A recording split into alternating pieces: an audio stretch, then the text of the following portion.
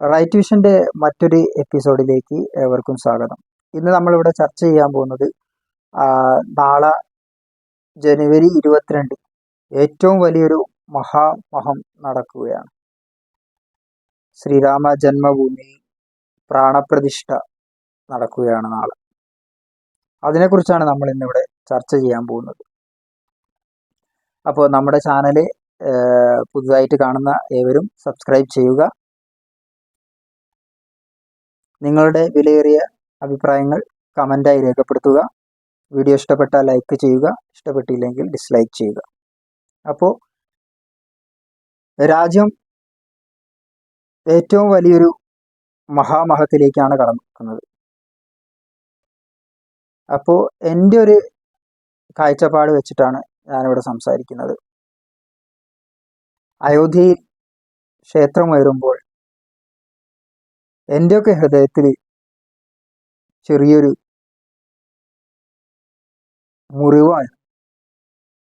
മുറിവ് ഇപ്പോഴും ആ മുറിവ് ഉണങ്ങിയിട്ടില്ല. ശ്രീരാമനെ പ്രാർത്ഥിക്കാൻ ഒരു പള്ളി പൊളിച്ച് അമ്പലം പണിയണമെന്ന് ഞാനൊരിക്കലും ആഗ്രഹിച്ചിട്ടില്ല, മുന്നോട്ടിട്ട് ആഗ്രഹിക്കുകയില്ല. വേറെ ഒരു അമ്പലവും അങ്ങനെ വരികയും വേണ്ട. മറ്റൊരു വിഭാഗത്തിൻ്റെ ആരാധനാലയം പൊളിച്ചിട്ട് മറ്റൊരു വിഭാഗത്തിന് ആരാധിക്കാനുണ്ടാക്കിയിട്ട് എന്ത് നേടാനാണ്? ഇത് എൻ്റെ അഭിപ്രായം മാത്രമാണ്. ഒരുപാട് രാമഭക്തന്മാർ സന്തോഷിക്കുന്ന സുദിനം കൂടിയാണ് നാളെ. ഞാനും നല്ലൊരു ഭക്തനാണ്, രാമഭക്തനാണ്.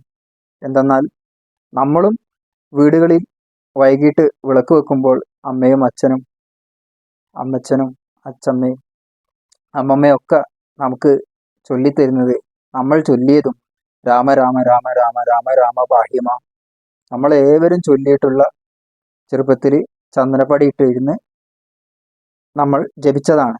ഈ കലിയുഗത്തിൽ രാമനാമം ജപിക്കുക എന്ന് പറഞ്ഞിട്ടുണ്ടെങ്കിൽ തന്നെ ഏറ്റവും പുണ്യമാണെന്നും ഈ കലികാലത്തിൽ രാമനാമം ജപിക്കുന്നതാണ് ഏറ്റവും നല്ലതെന്നും നമ്മൾ പഠിച്ചിട്ടുണ്ട്.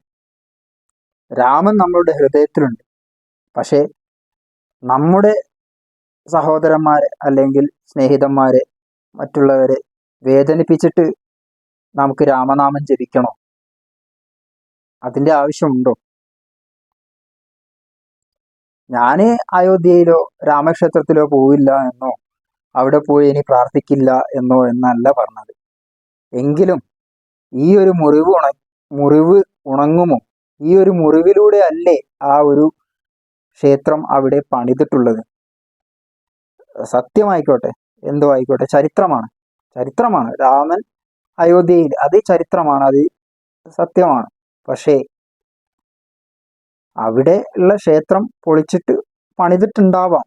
അങ്ങനെ ഒരുപാട് അമ്പലങ്ങൾ പൊളിഞ്ഞു പോയിട്ടുണ്ട്, പൊളിച്ചിട്ടുണ്ട്. പക്ഷേ എങ്കിലും നമ്മൾ ഈ രാജ്യം 1947 സ്വാതന്ത്ര്യം കിട്ടിയതിന് ശേഷം പിന്നെ മുന്നോട്ടുള്ള കാര്യങ്ങൾ ചിന്തിച്ചാൽ പോരെ.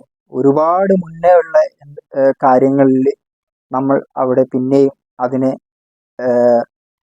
ഒരു കലഹത്തിലേക്കോ അന്യോന്യം വെട്ടിപ്പിടിക്കുന്നതിലേക്കോ പോകേണ്ട ആവശ്യമുണ്ടോ? ആ സമയത്ത് നമ്മൾ ഒരുമിച്ച് നിൽക്കാത്ത കാര്യത്തിലും ഇന്ന് നമുക്ക് എന്നുണ്ടെങ്കിൽ ഇവിടെ വന്നിട്ട് ആർക്കും ഒന്നിനെയും തകർത്ത് മറ്റൊന്നിനെ പണിയാനാവില്ല. പക്ഷേ ഏതോ ഒരു കാലത്ത് ബാബർ എന്നോ പറഞ്ഞ ആൾ ചെയ്തു, ഓക്കെ. പക്ഷേ എങ്കിലും മുന്നോട്ടുള്ള ആ ഒരു നല്ലൊരു സുദിനത്തിലേക്ക് ഈ ഒരു ക്ഷേത്രം പണിത് ഉയർന്ന് മുന്നോട്ട് വരുന്നതിലൂടെ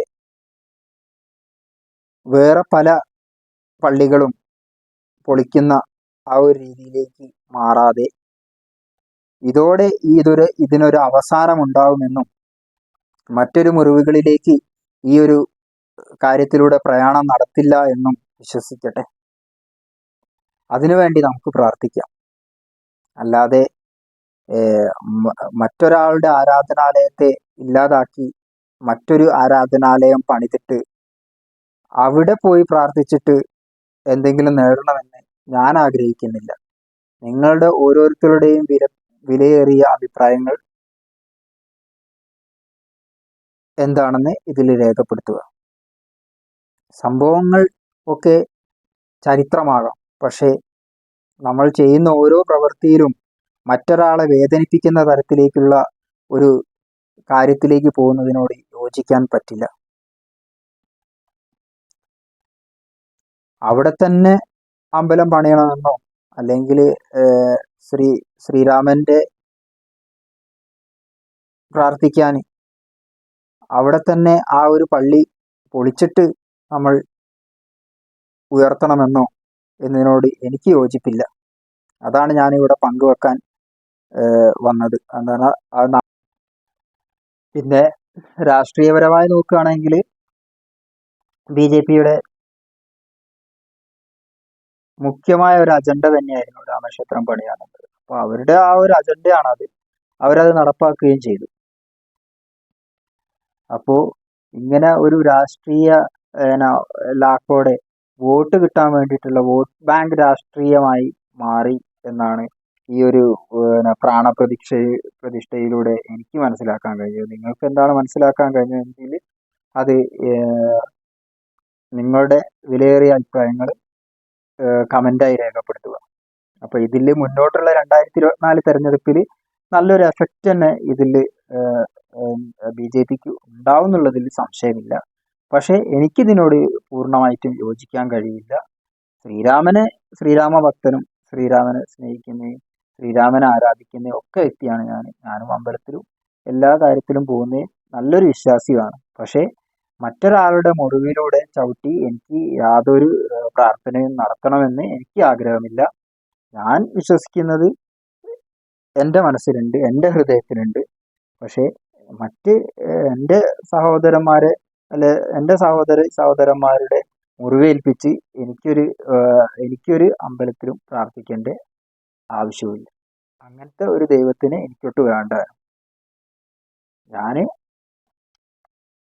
ഞാൻ പ്രാർത്ഥിക്കുന്നുണ്ടെങ്കിൽ അത് മറ്റുള്ളവരെ വേദനിപ്പിക്കാനോ അല്ലെങ്കിൽ അവരെ ഇല്ലാതാക്കാനോ അല്ല.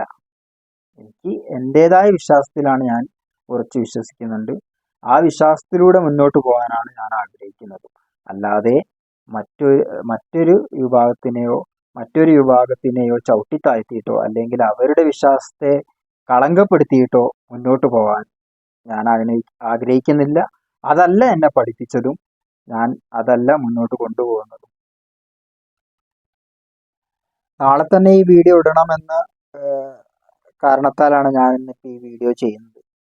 അതുകൊണ്ട് എല്ലാവർക്കും രാമൻ എന്ന് പറഞ്ഞിട്ടുണ്ടെങ്കിൽ നമ്മളെ മനസ്സിലാണ്. അല്ലാതെ ഇങ്ങനെ എന്തെങ്കിലും ഒരു രീതിയിലൂടെ മറ്റൊരാളെ മുറിവേൽപ്പെടുത്തിയിട്ട്